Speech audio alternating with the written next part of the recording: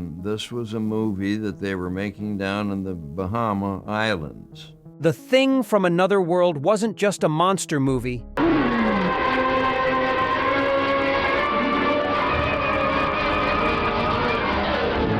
It was Cold War paranoia, frozen solid, a film that turned Arctic isolation into existential terror and made vegetables more frightening than any alien Hollywood had seen before.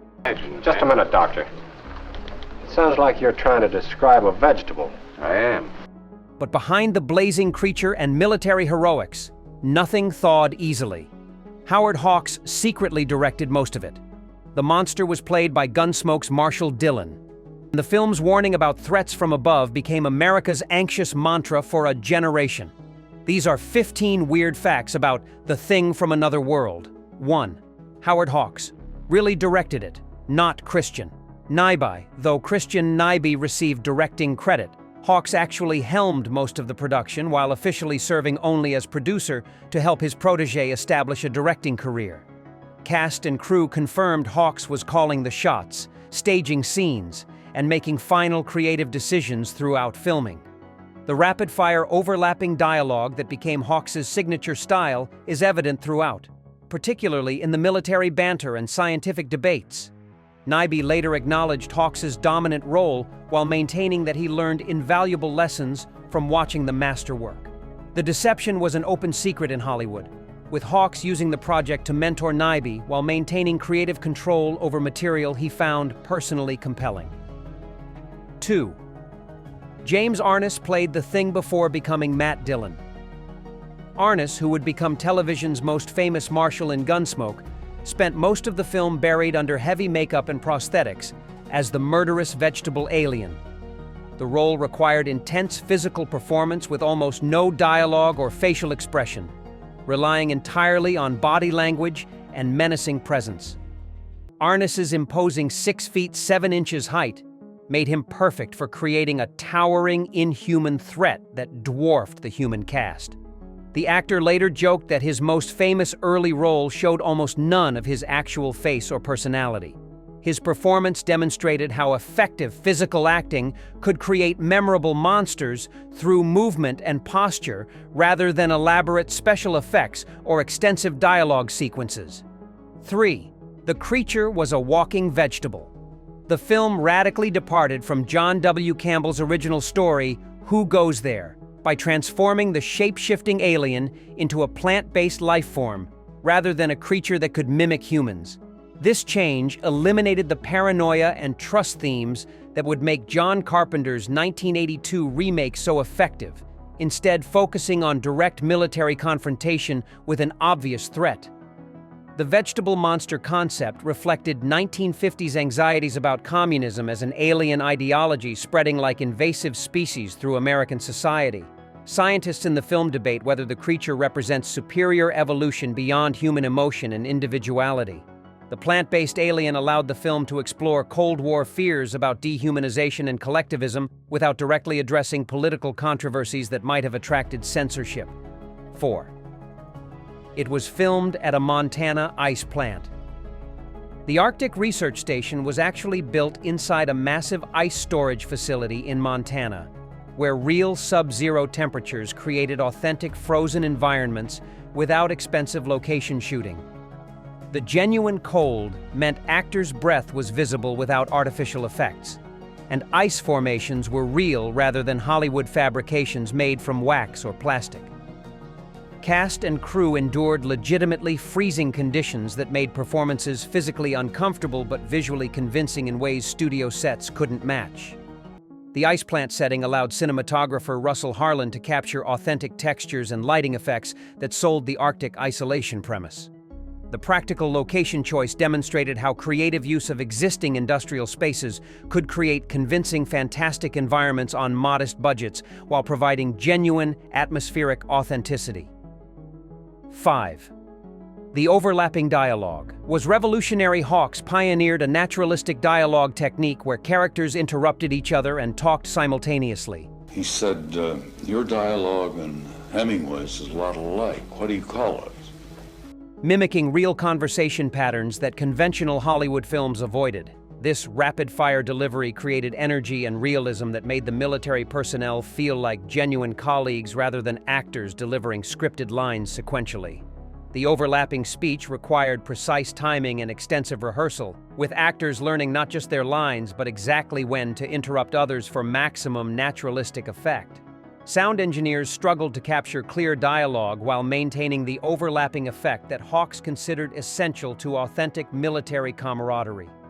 The technique influenced generations of filmmakers and became standard practice for creating believable ensemble interactions in dramatic situations requiring quick decisions and collaborative problem-solving. 6. The film championed military over science.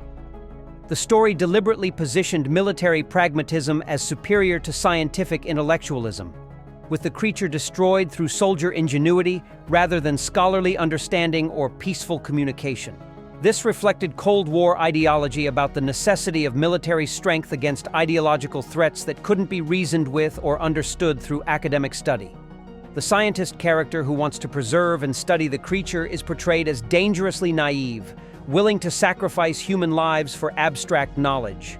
The film's anti-intellectual stance resonated with 1950s audiences suspicious of experts and intellectuals who might sympathize with communist ideology through misguided idealism. Modern critics note the film's troubling celebration of violence over understanding, though it accurately captured genuine Cold War tensions between military and scientific establishments about appropriate responses to existential threats. 7. The burning scene used real fire.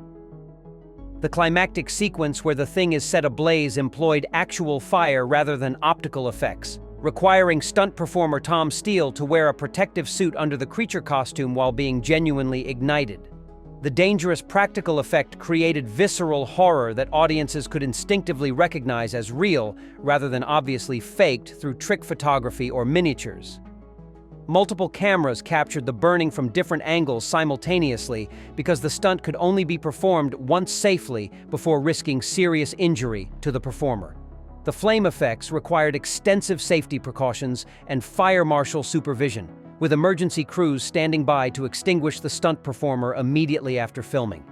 The genuine danger created authentic panic in the surrounding actors' performances, making their desperate attempt to destroy the creature feel convincingly terrifying and immediate. 8. Margaret Sheridan was cast for her intelligence. Sheridan, playing Nikki Nicholson, was deliberately cast as a smart, capable woman who held her own in conversations with scientists and military officers rather than serving as simple romantic decoration. Hawks insisted on portraying competent professional women who could participate meaningfully in dangerous situations rather than requiring constant male protection or fainting during crises. Sheridan's character demonstrated secretarial skills as essential intelligence work while showing romantic interest without becoming helpless or overly emotional. Her performance challenged 1950s gender conventions by presenting a woman who was simultaneously professional, romantic, and brave during genuine danger. The character's competence and dignity influenced how subsequent science fiction films portrayed female characters in male-dominated scientific and military environments, establishing templates for capable women in genre filmmaking. 9. The blood-drinking plant concept was scientifically absurd. The creature's need to drain blood from mammals for sustenance made no botanical sense, but the grotesque concept created effective horror by combining plant and animal characteristics in disturbing ways. The blood-drinking vegetation tapped into primal fears about nature, turning predatory and familiar things, becoming deadly threats that violated natural order expectations. The pseudo-scientific explanation about the creature being highly evolved plant life from another world allowed the film to explore biological horror without rigorous scientific accuracy. Contemporary botanists and biologists criticized the impossible biology, but general audiences found the concept terrifyingly plausible given limited public understanding of plant physiology. The blood-feeding plant became an influential monster concept that later horror films would adapt and elaborate into various carnivorous vegetation scenarios throughout science fiction history. 10. Kenneth Tobey's Captain Hendry was the archetypal military hero. Toby created the template for the competent, no-nonsense military commander who would become standard in the 1950s science fiction films responding to alien or nuclear threats. His performance balanced respect for scientific expertise with decisive action when intellectual approaches failed to address immediate dangers. Hendry's relationship with Nikki showed military masculinity as compatible with romantic partnership rather than requiring domineering control over women. The character's leadership style emphasized team collaboration and respecting specialized expertise while maintaining clear command authority during crisis situations. Toby's portrayal influenced how subsequent films depicted military responses to extraordinary situations, establishing conventions about soldier heroism that shaped Cold War-era genre filmmaking. His performance demonstrated that B-movie roles could achieve complexity and nuance when actors brought professional craft to material that might have seemed simplistic. 11. The Geiger counter scene built incredible tension. The sequence where characters use radiation detection equipment to track the creature through darkened corridors created suspense through sound rather than visual effects or elaborate action. The clicking Geiger counter became an audio representation of approaching danger, with accelerating clicks building dread as the invisible threat drew closer. This technique influenced countless later films that used technological instruments to represent approaching horror that audiences couldn't yet see directly. The scene demonstrated Hawks's understanding that suggesting danger through audio cues could be more terrifying than showing monsters explicitly. 12. The flying saucer was barely shown.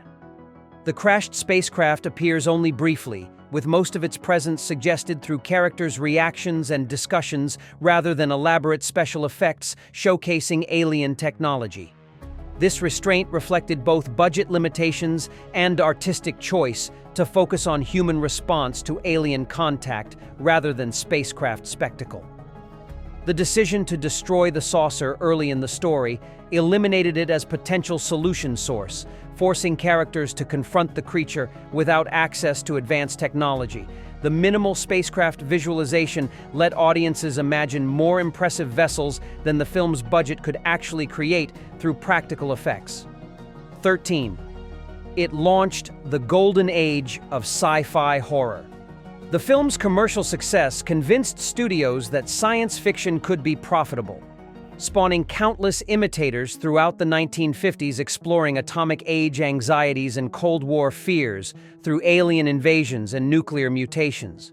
The Thing established templates for isolated groups confronting inhuman threats that required military solutions rather than diplomatic or scientific approaches. Its influence extended beyond horror into mainstream culture, with Watch the Skies becoming shorthand for Cold War vigilance against external threats. The film demonstrated that low-budget genre movies could attract wide audiences by tapping into contemporary anxieties and presenting them through accessible entertainment. 14. The scientists versus military debate reflected real Cold War tensions. The film dramatized genuine conflicts between scientific and military establishments about how to handle potential extraterrestrial contact or technological discoveries with security implications. Dr. Carrington's desire to preserve and study the creature represented scientific curiosity that military characters viewed as dangerously naive during existential crises. This tension mirrored real debates about atomic weapons, with some scientists advocating international cooperation, while military leaders prioritized American strategic advantage. The film's resolution favoring military pragmatism over scientific idealism reflected mainstream 1950s attitudes about national security requiring force rather than understanding. 15. John Carpenter's remake would return to the original story. Carpenter's 1982 version abandoned the vegetable monster concept to adapt Campbell's shape-shifting alien, exploring paranoia and trust themes that the 1951 film had eliminated completely.